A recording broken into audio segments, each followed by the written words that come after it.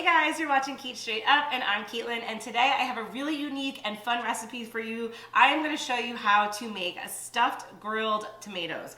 I'm telling you, I love this recipe. I actually discovered it pregnant when I was craving a lot of weird things at once, but it's something that I've returned to summer after summer. My daughter's going to be 3, so obviously it's something that stuck with me. But I really think that you're going to love this recipe. It's a little bit different, but it's also very easy. So I think it's something that you'll absolutely enjoy. So we're going to start with really large tomatoes. Now, like I said, I live in Jersey. We have Jersey tomatoes. We got so many of them, and we get some really nice big ones like this. You're going to want to cut off the top of your tomato and scoop out the center. All you have to do is use a spoon, scoop it on out, and make yourself a nice little boat. After that, it's time to prepare your filling, so go ahead and just put your tomatoes to the side.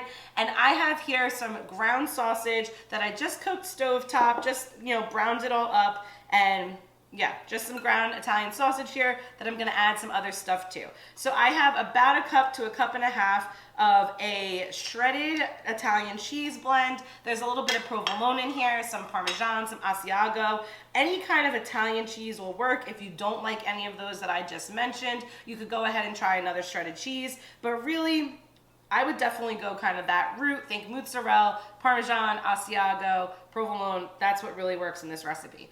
After that, I have 1 cup of breadcrumbs that I'm gonna add in as well. And then I'm gonna start to stir it up.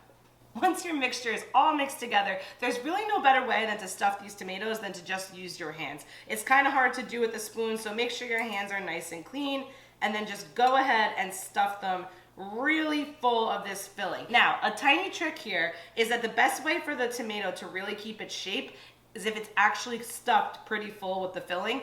So be careful, you don't want to break anything, but really go ahead and kind of push it down in there so that it's stuffed nice and full.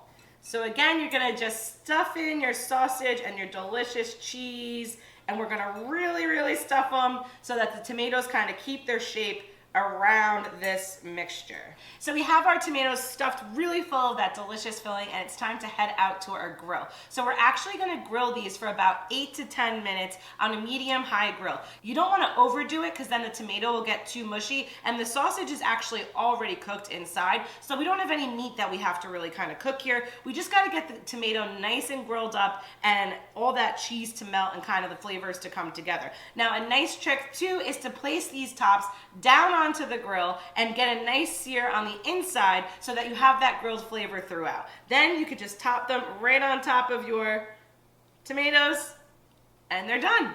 So we're gonna head on out to the grill, get it up to medium high, and place our tomatoes directly on the grate.